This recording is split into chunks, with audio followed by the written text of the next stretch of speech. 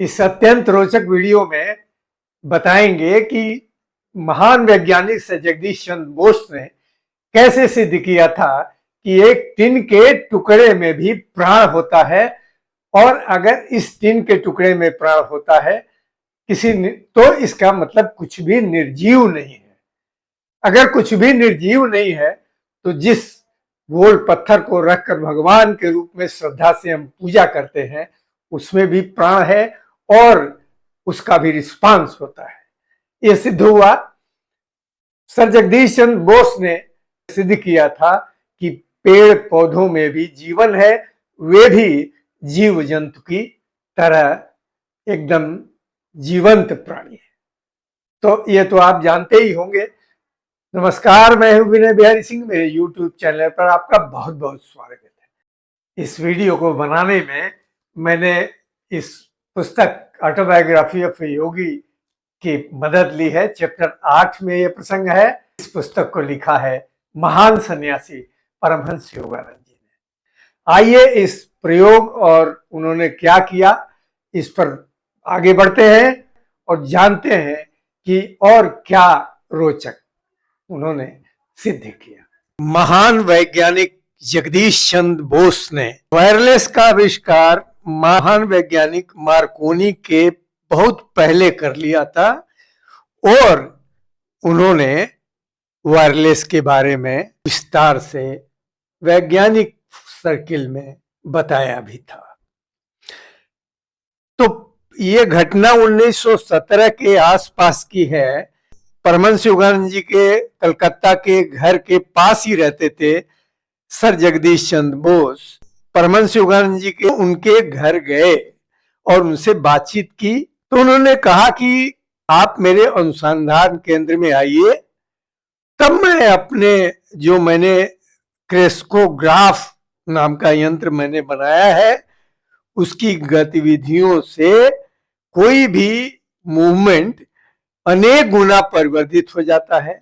ऐसा तो एक घोंघे के की रेंगने की क्रिया को परिवर्धित कर दिया जाए तो घोंघा एक्सप्रेस ट्रेन की गति से चलता दिखाई देगा। ऐसा था क्रेस्कोग्राफ। तो क्या हुआ, जगदीश चंद्र बोस ने अपने क्रेस्कोग्राफ को एक फर्न के पौधे से यानी फर्न के पौधे से अटैच कर दिया और पर्दे पर सूक्ष्माति सूक्ष्म माने बहुत ही सूक्ष्म जैविक क्रियाएं क्लियर दिखाई दे रही थी एकदम। और परमहंस योगानंद जी मंत्र मुग्ध होकर वो देख रहे थे।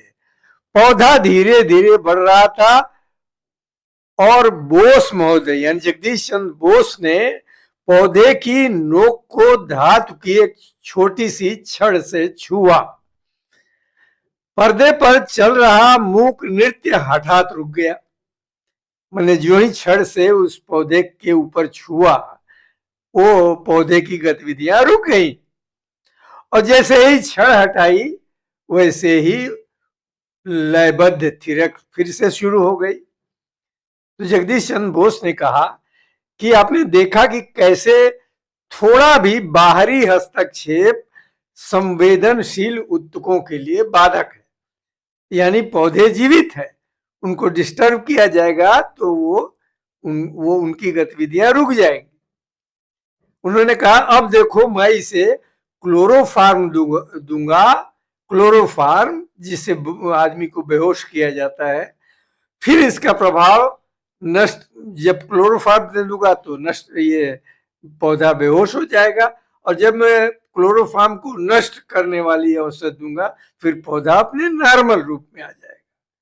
तो वही उन्होंने दिखाया। क्लोरोफार्म के प्रभाव से विकास एकदम से रुक गया पौधे का और फिर उन्होंने क्लोरोफार्म के प्रभाव को नष्ट करने वाली दवा दी तो फिर पौधा नॉर्मल ढंग से बढ़ने लगा। अच्छा, उसके बाद बोस महोदय ने फर्न के पौधे के एक हिस्से में एक तीक्ष्ण औजार घुसा दिया, चाकू टाइप का।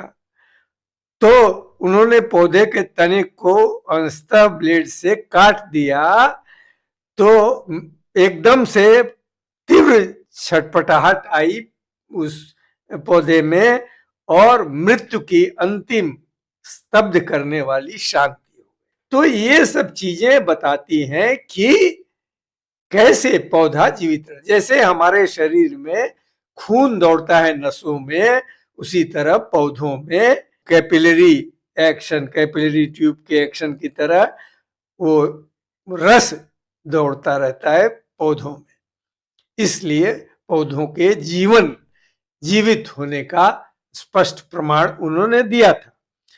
फिर उन्होंने टीन के टुकड़े पर एक प्रयोग दिखाया और कहा कि टीन में भी प्राण शक्ति की उत्तेजना है, यानी टीन भी जीवित है। देखिए क्या चमत्कार है।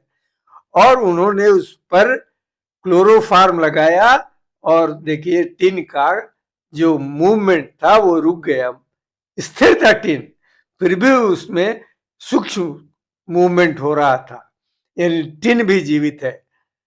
तो क्या पत्थर बना के जिस भगवान की हम पूजा करते हैं उसमें जीवन नहीं है, तो उसमें भी जीवन है, ये प्रमाणित हो गया। अगर एक टीन का टुकड़ा जीवन का प्रमाण दे रहा है तो एक पत्थर का टुकड़ा भी प्रमाण देता है, दे सकता है, ये प्रमाणित हो गया। तो बोस यंत्रों ने, प्रमथ जी ने लिखा है कि बोस यंत्रों ने प्रदर्शित कर दिया कि कैंची और मशीनरी में प्रयुक्त इस्पात धातु भी थकते हैं। कैंची भी थकती है, मशीन भी थकती है, उसे बीच बीच में विश्राम मिलने से उनमें फिर से ताजगी और काम करने की क्षमता आ जाती है। तो धातुओं में भी जीवन होता है और टीन में जीवन होता है, तो पत्थर में भी जीवन है, और जिस पत्थर की हम पूजा भगवान मान करते हैं उसमें भी जीवन है, प्रमाणित हो गया। तो ये बहुत ही रोचक आविष्कार है हलमस का।